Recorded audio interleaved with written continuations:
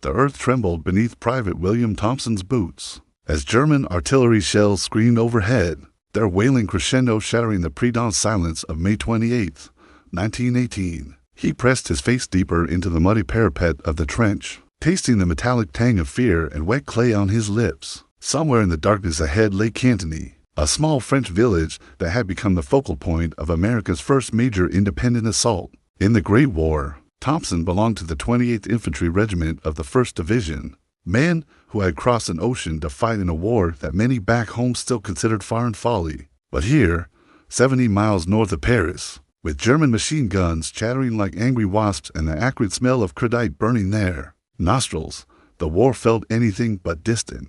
The village of Cantigny, perched on a strategic ridge overlooking the surrounding countryside, had been in German hands since March, when the enemy's spring offensive had carved a dangerous salient into Allied lines. Major General Robert Lee Bullard, commanding the 1st Division, had received explicit orders from General John J. Pershing himself. The Americans would prove their mettle by taking and holding Cantigny, demonstrating to skeptical European allies that the American expeditionary forces could fight as a cohesive unit, rather than merely as replacement troops scattered among French and British divisions. The stakes could not have been higher for a nation eager to prove itself on the world's most brutal battlefield. As Thompson checked his Springfield rifle for the 100th time that morning, he thought of his father's stories about the Civil War, tales of courage and carnage that had seemed like ancient history in his Ohio hometown. Now, crouched in a trench that reeked of unwashed bodies and latrine buckets, those stories felt immediate and prophetic. The Great War had already consumed millions of lives in 4 years of mechanized slaughter,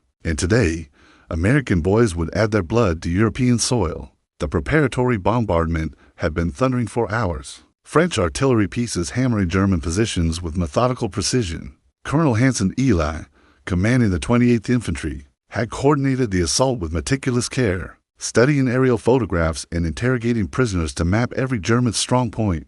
In the village, the plan called for a combined arms approach with tanks, aircraft, and artillery supporting the infantry advance, a sophisticated coordination that marked a new evolution in American military doctrine. Through the gray morning mist, Thompson could make out the silhouettes of French Schneider tanks rumbling into position, their steel hulls promising to crush the barbed wire obstacles that defended Cantigny's approaches. Above, the drone of aircraft engines signaled the arrival of Allied fighters, ready to strafe German positions and protect the advancing infantry from enemy air attack. This would be warfare as it had never been waged before, a symphony of destruction orchestrated with industrial precision. The whistle blast that would signal the assault seemed both inevitable and impossibly distant as Thompson waited in the gathering light. Around him, his fellow soldiers performed the small rituals that men adopt before battle checking equipment, writing hasty letters home, offering whispered prayers to whatever gods might listen above the thunder of war. These were farmers and shopkeepers, immigrants and native-born Americans, united by their olive-drab uniforms and their shared determination to prove that American resolve could match European sacrifice. According to military historians at the 1st Division Museum, this moment represented more than just another attack in an endless war of attrition. The Battle of Cantigny would mark America's emergence as a military power capable of independent action, setting the stage for the decisive role American forces would play in the war's final months. As the minutes ticked toward 0 hour, Thompson and his comrades prepared to write their names in history with bullets and bayonets. At exactly 5:45 in the morning, the barrage lifted with mathematical precision, and the shrill whistles of company commanders pierced the sudden relative quiet. Thompson vaulted over the parapet with 1,000 other Americans, his feet finding purchase on duckboards laid across the churned mud of no man's land. The advance began with parade ground precision, waves of olive-drab figures moving forward in neat lines, their bayonets glinting in the pale morning light. The German response came immediately. Machine gun nests that had survived the bombardment opened fire from concealed positions, their rapid chatter creating deadly crossfires across the advancing American ranks. Thompson saw Corporal Martinez beside him stumble and fall, clutching his shoulder as crimson spread across his uniform. The neat formation began to dissolve as soldiers sought whatever cover they could find in shell holes and behind the twisted remains of barbed wire. Captain James Morrison, leading Company K, raised his pistol and shouted orders above the din of battle. His voice carried the authority of West Point training and months of preparation, directing his men toward a cluster of ruined buildings that marked Cantigny's outskirts. The French Schneider tanks had already broken through the German wire,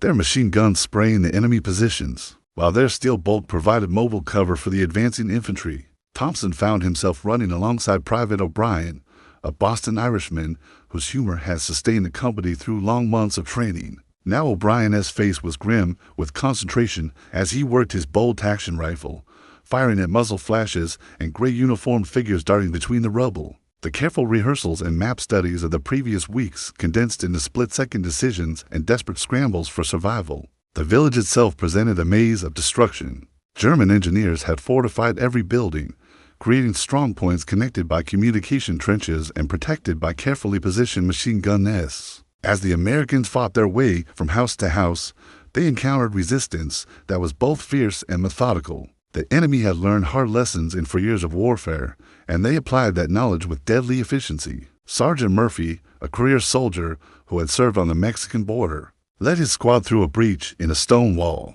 only to find themselves in the courtyard of what had once been the village church. German defenders had converted the building into a fortress, with firing ports cut through ancient stone and machine guns positioned to command every approach. The sergeant's tactical experience proved invaluable as he directed his men in a flanking maneuver that would become textbook infantry doctrine. The coordination between American units and their supporting arms functioned with remarkable smoothness. For a force engaged in its first major independent operation, artillery observers, linked by field telephone to distant gun positions, called down precise barrages on German strongpoints that threatened to halt the advance. Allied aircraft strafed enemy positions and provided aerial reconnaissance, feeding information back to regimental headquarters through an increasingly sophisticated communications network. By mid-morning, the leading elements of the 28th Infantry had fought their way into Cantigny's central square, where the tricolor had been raised above the shattered remains of the town hall. But the real test was yet to come. German doctrine called for immediate counterattacks to retake lost positions, and Thompson could hear the distant rumble of enemy artillery as the Germans prepared their response. The Americans had taken Cantigny, but holding it would prove the greater challenge. Colonel Ely established his command post in the basement of a partially destroyed building, surrounded by maps and field telephones that connected him to his scattered companies. The successful assault had cost the regiment dearly. Casualty reports filtered in throughout the morning, documenting the price of victory in American blood. Yet morale remained high as word spread that the attack had achieved all its objectives ahead of schedule.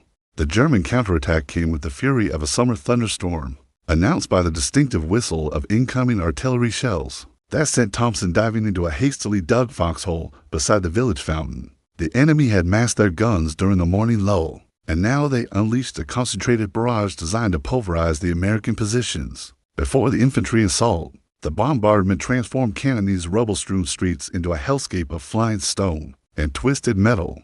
Major Charles Summerall, commanding the 1st Division's artillery, had anticipated this response and positioned his guns to deliver counter-battery fire. The moment the German artillery revealed their positions, the duel of the guns that followed would be remembered as one of the war's finest examples of artillery coordination, with American gunners proving they could match their European counterparts in both accuracy and volume of fire. Through the smoke and dust, Thompson glimpsed the gray uniformed figures of German infantry advancing across the approaches to Cantigny. These were veterans of the 18th Reserve Division, soldiers hardened by years of trench warfare and determined to reclaim the strategic ridge that the Americans had seized. Their attack came in waves, each probe testing different sectors of the hastily organized American defense perimeter. Lieutenant Colonel Theodore Roosevelt, Jr., son of the former president and executive officer of the 26th Infantry, moved between the forward positions with calm authority, encouraging his men and coordinating the defense.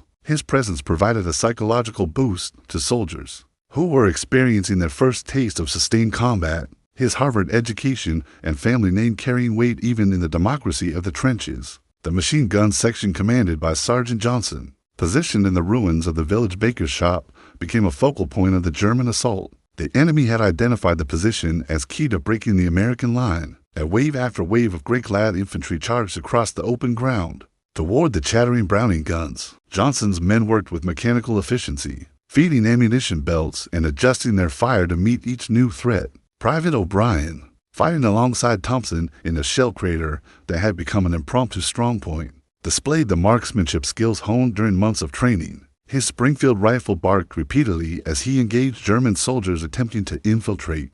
Through the village's destroyed buildings, the Irishman's steady nerve and accurate shooting would earn him a Distinguished Service Cross, though he would not live to wear it. As the afternoon wore on, the character of the battle shifted from set-piece assault to desperate close-quarters fighting. German stormtroopers, elite soldiers trained in infiltration tactics, attempted to work their way through gaps in the American line. Hand-to-hand combat erupted in cellars and ruined buildings as the two forces grappled for control of strategic positions throughout the village. Captain Morrison, wounded early in the counterattack but refusing evacuation, established a makeshift command post in a partially collapsed house near the village center. From this position, he coordinated the defense of his sector, calling down artillery fire on German assembly areas and directing reinforcements to threaten points in his line. His tactical acumen, developed through intensive study of European battlefield reports, proved crucial in maintaining unit cohesion under extreme pressure. The medical corpsmen of the 1st Division distinguished themselves throughout the day,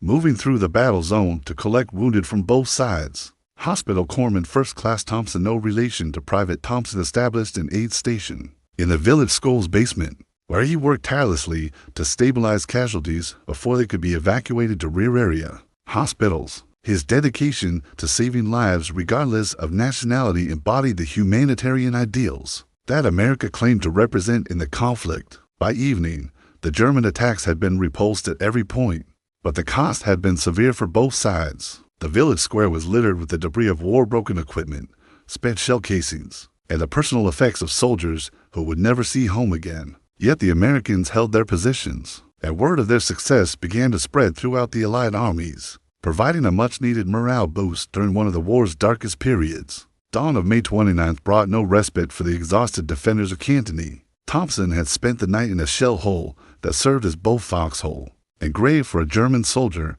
whose body lay frozen in the bottom, covered by a thin layer of mud and debris. The smell of curdite and death hung in the air like a toxic fog, while the distant rumble of artillery suggested that the enemy was preparing another assault. The German High Command had determined that the loss of Cantigny represented more than a tactical setback. It was a symbolic defeat that could not be allowed to stand. American success in their first independent operation would encourage Allied morale and potentially influence neutral nations to enter the war against Germany. Orders came down from divisional headquarters.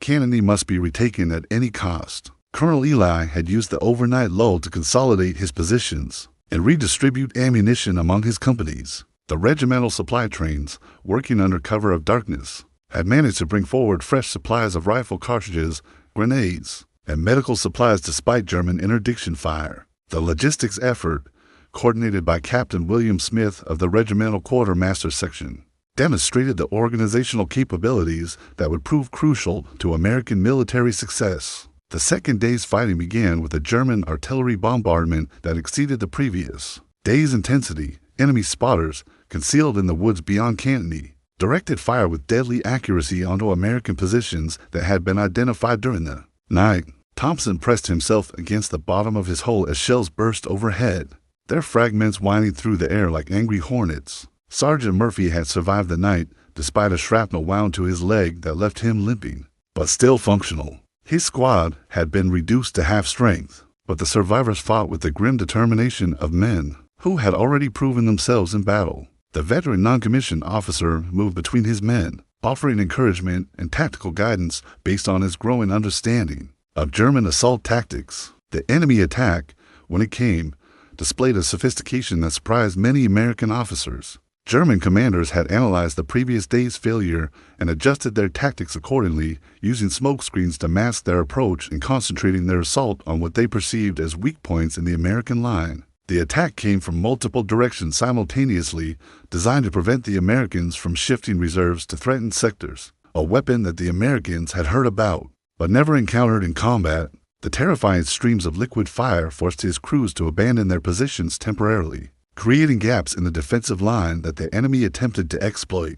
Patterson's quick thinking in repositioning his guns to flanking positions helped restore the situation, though at considerable cost in casualties. Private Thompson, now a veteran of 2 days of continuous combat, moved with the economy of motion that comes from hard experience. His rifle had claimed several enemy soldiers, and he had learned to distinguish between the sounds of incoming and outgoing artillery, the difference between machine gun and rifle fire, and the particular whistle that announced the approach of German stick grenades. These were lessons written in blood and fear, impossible to learn in any training camp. The fighting reached its climax around the village church, where German assault troops had managed to establish a foothold in the bell tower. From this elevated position, they could direct fire on much of the American defensive perimeter, threatening to make the entire position untenable. Captain Morrison, despite his wounds from the previous day, personally led an assault team that fought their way up the narrow spiral staircase to dislodge the enemy observers. Medical personnel continued their heroic work under conditions that defied imagination.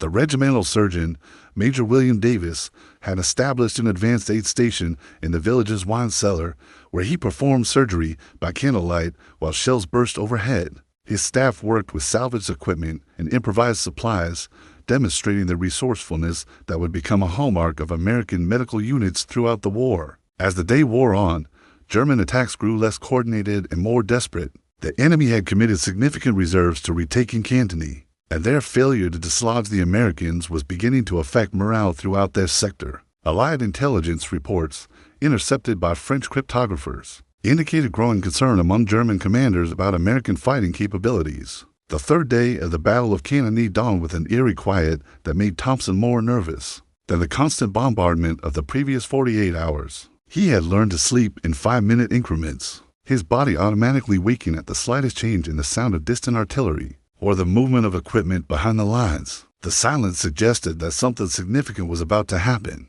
German commanders had indeed made a crucial decision during the night. Reports from the front indicated that continued assault against American positions would result in casualties they could not afford, particularly with major operations planned elsewhere along the front. The final counterattack would be a maximum effort, utilizing every available resource to drive the Americans from the ridge. Before the operation was abandoned, the bombardment that preceded this final assault surpassed anything Thompson had experienced in his brief but intense military career. German artillery units had concentrated their fire into a box barrage, designed to isolate Cantigny from reinforcement, while simultaneously pulverizing the defensive positions within the village. The mathematical precision of the fire plan demonstrated the technical proficiency that made the German army such a formidable opponent. Major Summerall's artillery responded with equal fury, engaging in a counter-battery duel that could be heard for miles across the Western Front. American gunners, many of whom had learned their trade in the previous year of intensive training,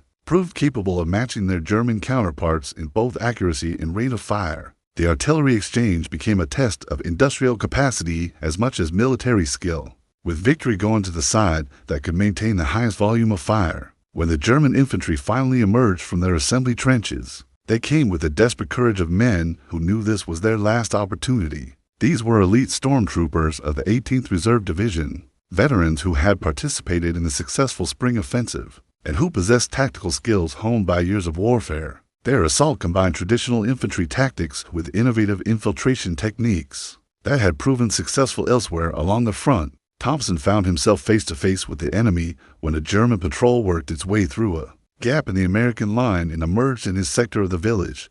The encounter, lasting only minutes, was decided by reflexes and marksmanship training rather than elaborate tactics. His Springfield rifle, a weapon he had cursed during long hours of drill, now proved its worth in the ultimate test of combat effectiveness. Sergeant Murphy's leadership proved decisive during the crisis moments, when German breakthrough seemed imminent. His ability to coordinate the fire of multiple rifle squads, combined with his tactical placement of automatic weapons, created overlapping fields of fire that no assault could penetrate. The non-commissioned officer's professional competence, developed through years of peacetime service, demonstrated the value of military experience in combat situations. The medical situation had become critical by the afternoon of May 30th. Casualty clearing stations, established in the basement of every substantial building still standing in Cantigny, overflowed with wounded from both sides. American medical personnel, working alongside captured German medical officers, demonstrated that professional medical ethics transcended national boundaries even in the heat of battle. Lieutenant Colonel Roosevelt, Jr. had been wounded twice during the 3 days of fighting, but continued to command his sector with the determination that had made his family name synonymous with American leadership. His presence among the forward positions during the most dangerous moments of the battle provided inspiration to soldiers who were reaching the limits of human endurance. By evening, the German assault had been broken against the American defenses for the final time. Enemy commanders, faced with mounting casualties and the failure to achieve their objectives, made the difficult decision to abandon further attempts to retake Cantigny. The ridge would remain in American hands, marking the first significant independent victory for United States forces in the Great War. The cost of victory was measured in more than casualties, though these were severe enough. The U.S. forces held their position with the loss of 1,603 casualties, including 199 killed in action. They captured 250 German prisoners. These numbers, modest by the standards of the Western Front, represented individual tragedies for families across America, who would receive the dreaded telegrams announcing their loss. The morning of May 31st brought the first peaceful sunrise Thompson had witnessed since the battle began.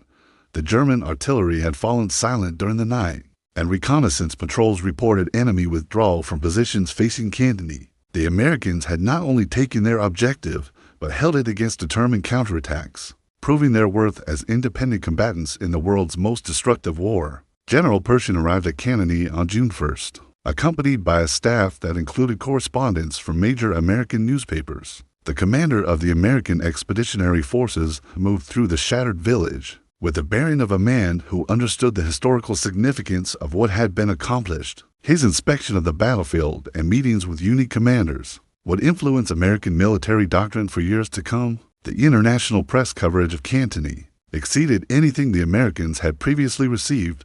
British and French newspapers, which had previously questioned American military capabilities, now published editorials praising the tactical sophistication and fighting spirit displayed by the 1st Division. These accounts, reprinted in American papers, provided the home front with its first detailed picture of American soldiers in major combat. Colonel Eli found himself elevated to the status of national hero, his tactical acumen and leadership during the battle making him a symbol of American military professionalism. The detailed after-action reports he submitted to higher headquarters became textbook examples of combined arms coordination, studied at military academies for generations of future officers. The wounded Thompson, evacuated to a base hospital near Paris, had time to reflect on his transformation from civilian to combat veteran. His letters home, carefully censored but still revealing, described experiences that would have been incomprehensible to his former life as a shop clerk in Ohio. The battle had changed him in ways that would affect the remainder of his life,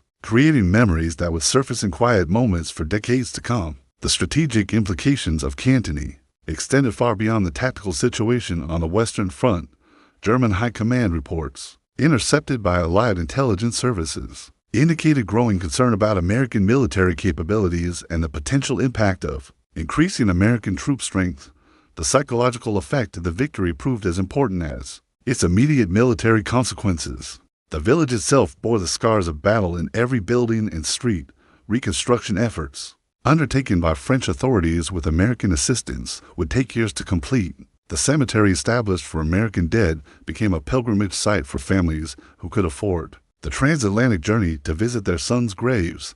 The simple white crosses, arranged in neat rows, testified to the price of victory. Among the American casualties was Matthew B. Wan, a Pima American Indian, whose death represented the sacrifice made by all segments of American society in the war. His story, initially overlooked by mainstream press accounts, later became part of the broader narrative of American participation in the Great War, demonstrating that patriotism transcended racial and ethnic boundaries. The lessons learned at Cantigny influenced American tactical doctrine. Throughout the remainder of the war, the successful coordination of artillery, infantry, armor, and air support became the foundation for operations at Chateau Thierry, Below Wood, and the Meuse-Argonne offensive. The combined arms approach pioneered at Cantigny would eventually evolve into the operational methods that characterized American military success. In the Second World War, veterans of the battle carried their experiences into civilian life, where their stories became part of American folklore. The men who fought at Cantigny returned home with a new understanding of their country's place in world affairs and their own capabilities as soldiers and citizens. Their service marked America's emergence as a global military power capable of independent action on the world stage. 20 years later, as another war engulfed Europe, the veterans of Cantigny would gather at American Legion halls across the nation to remember their fallen comrades, and the village where American arms first proved themselves against German military might. Thompson, now gray-haired and bearing the invisible scars of combat, would tell younger men about the morning when American soldiers first went over the top. As an independent force in the Great War, the Battle of Cantigny had established precedents that extended far beyond military tactics. The successful coordination of American units with Allied support forces demonstrated diplomatic and military cooperation that would prove essential in future international conflicts. The relationships forged between American, French, and British officers during the battle created networks of professional association that influenced Allied strategy throughout the war. The village itself became a symbol of American-French cooperation, with memorial ceremonies held annually to commemorate the battle and honor the dead of both nations. French civilians who had witnessed the fighting often spoke of their admiration for American soldiers who had liberated their community from German occupation.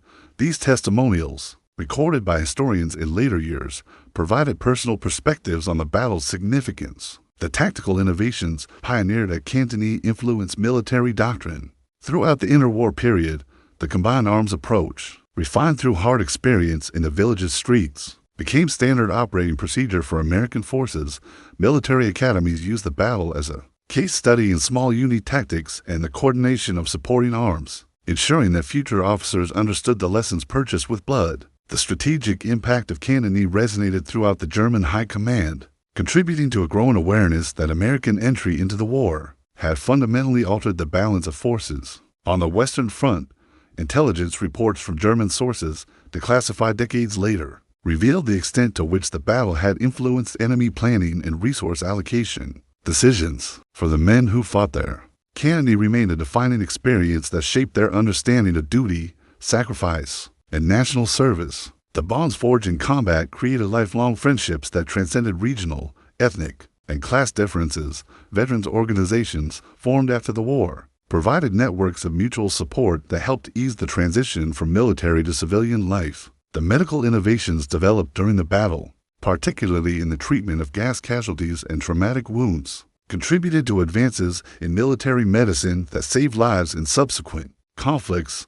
Medical personnel who served at Cantigny carried their experience into civilian practice, improving trauma care in hospitals throughout America. The communication systems tested under fire at Cantigny provided lessons that influenced military technology development throughout the 1920s and 30s. The coordination between forward observers and artillery positions, refined during the battle, became standard procedure that would prove crucial in larger engagements later in the war. As Thompson aged and his memories of the battle became more precious, he often returned to the central lesson of Cantigny, that ordinary Americans, properly trained and equipped, could stand against the best soldiers in the world and prevail. The village where he had first faced enemy fire represented more than a tactical victory. It symbolized America's coming of age as a military power. The Battle of Cantigny, fought over 3 days in May 1918, established the American Expeditionary Forces as an independent fighting organization, capable of planning, executing,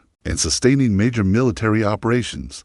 The victory provided proof that American industrial capacity, combined with the fighting spirit of citizen soldiers, could compete successfully against European military professionalism honed by years of warfare. In the broader context of American military history, Cantigny marked the beginning of a new era in which the United States would accept global responsibilities requiring military action far from home. The soldiers who fought in the ruins of a small French village were pioneers of American internationalism, their service establishing precedents that would define American foreign policy for generations to come. The legacy of Cantigny lived on in the men who fought there, in the tactical doctrines they helped develop, and in the national confidence their victory inspired. Their achievement proved that American democracy could produce soldiers equal to any in the world, capable of defending freedom wherever it was threatened. The battle's significance extended far beyond its immediate military impact, representing America's emergence as a global power willing and able to fight for its principles